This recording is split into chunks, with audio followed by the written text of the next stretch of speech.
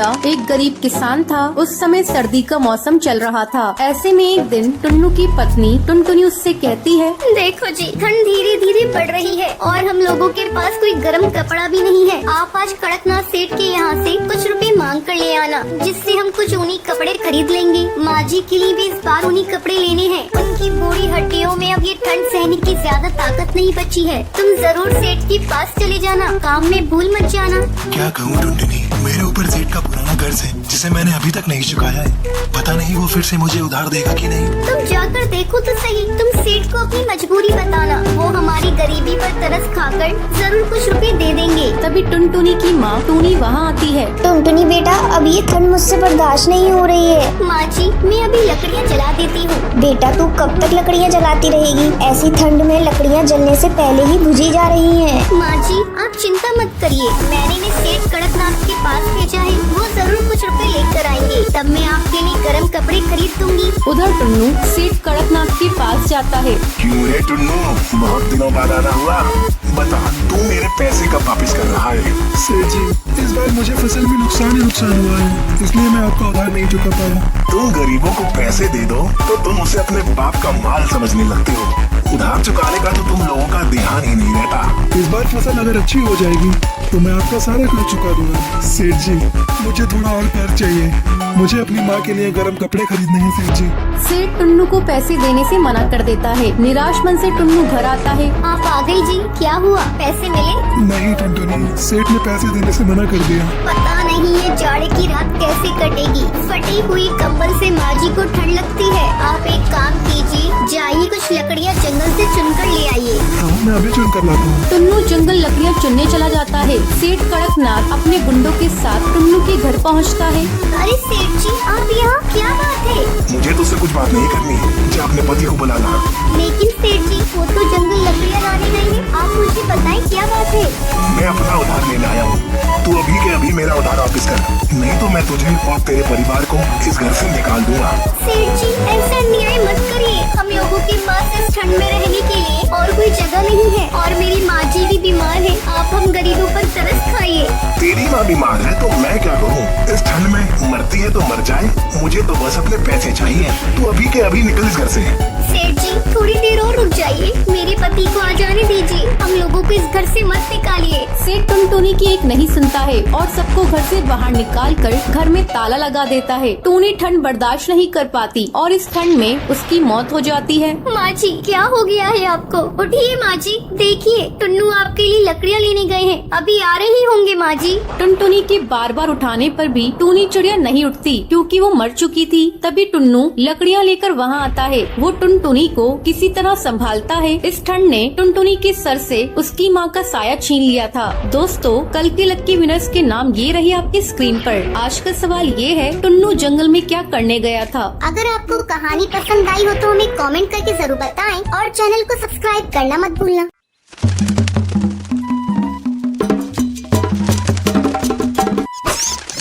टूनी चिड़िया के पति की मौत के बाद टूनी चिड़िया बेसहारा हो जाती है। वो अपनी बेटी को लेकर जंगल में दर बदर भटकती है, लेकिन उसे कहीं भी घोंसला बनाने के लिए सूखी लकड़ियाँ नहीं मिलती। तब वो एक पुराने शौचालय में शरण लेती है। जगह बहुत गंदी थी, लेकिन किसी तरह वो अपनी बेटी टुनटुनी के साथ वहाँ पर रहने लगती है।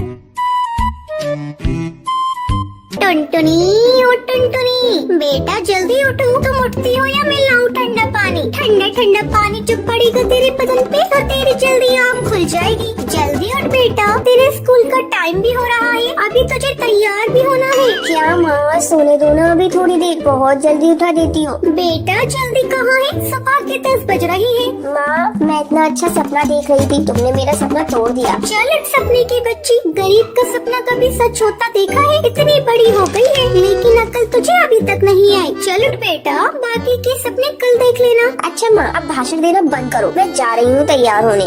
जब तक टुनटुनी स्कूल के लिए तैयार होकर आती है तब तक आप मेरे चैनल को सब्सक्राइब कर लीजिए।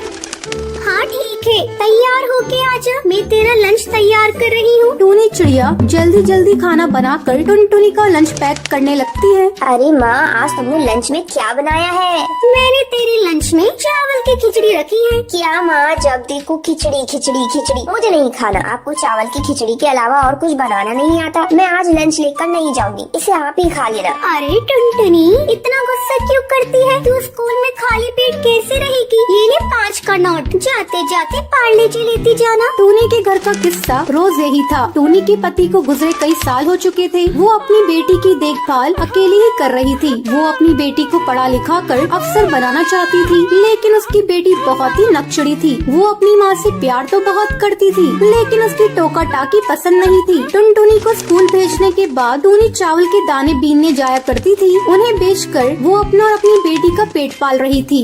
आज कैसे लेट हो गई टूनी चिड़िया? क्या करूं? मेरी एक छोटी बेटी है, उसे स्कूल भेजने के बाद ही मैं दाना ढूंढने जाती हूँ। क्या करूं? मेरी बेटी बहुत आलसी है, सुबह उठने में बहुत परेशान करती है, उसी के चलते देर हो जाती है। ठीक है, अब ज्यादा बातें मत बनाओ, ये लो अपने पैसे। शाम को जब टूनी चिड़िया थकी हारी अपने घर पहुँचती है तो टुनटुनी उससे कहती है, माँ, मेरे स्कूल के सारे फ्रेंड्स पिकनिक पर जा रहे हैं, इसलिए मुझे 1000 रूपए दो ना। 1-2 दिन के अंदर स्कूल में जमा करने हैं। टूनी बेटा, 1000 रूपए मैं कहाँ से लाऊंगी 2 दिन के अंदर? नहीं माँ, मुझे पिकनिक पर जाना है, तुम कहीं से भी लाकर मुझे पैसे दो। क्या करूं? कैसे इस नादान चिड़िया को समझाऊं? मेरे पास पैसे नहीं है। लगता है अब मुझे अपना मंगलसूत्र बेचना ही पड़ेगा। अब मुझे मंगलसूत्र का क्या काम? मैंने तो अपनी पति की आखिरी निशानी समझकर उसे अपने पास रखी थी, लेकिन आज मुझे अपनी बेटी के लिए उसे कड़कनाथ सेठ को बेचना ही पड़ेगा। मैं अपनी बेटी को रोते हुए नहीं देख सकती। दूसरे दिन जब टूनी चिड़िया मंगलसूत्र बेचने जा रही होती है, तभी टुनटुनी उससे कहती है, माँ, ये तुम मंगलसूत्र को लेकर कहाँ जा रही हो? बेटा, तेरे पिताजी तो रहे नहीं, इस मंगलसूत्र का क्या काम? इसे बेचकर मैं तेरी पिकनिक की फीस भर दूंगी। नहीं माँ, मैं आपको ऐसा नहीं करने दूंगी। मुझे पिकनिक पर नहीं जाना। मैं तुम्हें पापा की आखिरी निशानी नहीं भेजने दूंगी। इस मंगलसूत्र से पापा की बहुत सारी यादें जुड़ी हैं। माँ, मैंने बहुत बड़ी गलती कर दी है। अब मैं तुमसे किसी बात की जिद नहीं करूँगी। मैं कल ही अपने दोस्तों से कह दूंगी मुझे पिकनिक पर नहीं जाना। बेटा, तू बहुत समझदार हो गई है। मुझे तो चिंता हो गई थी, मैं तेरी जिद को कैसे पूरा करूँगी। चलो माँ, अपने आंसू पोंछ लो। फिर दोनों खुशी खुशी रहने लगती हैं। तो ये थी आज की कहानी कि आपको पता है टूनी चिड़िया अपनी बेटी को कितने पैसे लंच में देती है? अगर आपको पता है तो आप हमें कमेंट करके जरूर बताएं। अगर आपको ये वीडियो पसंद आई हो तो लाइक और ऐसी कहानियाँ देखने के लिए मेरे चैनल को सब्सक्राइब करना ना भूलें।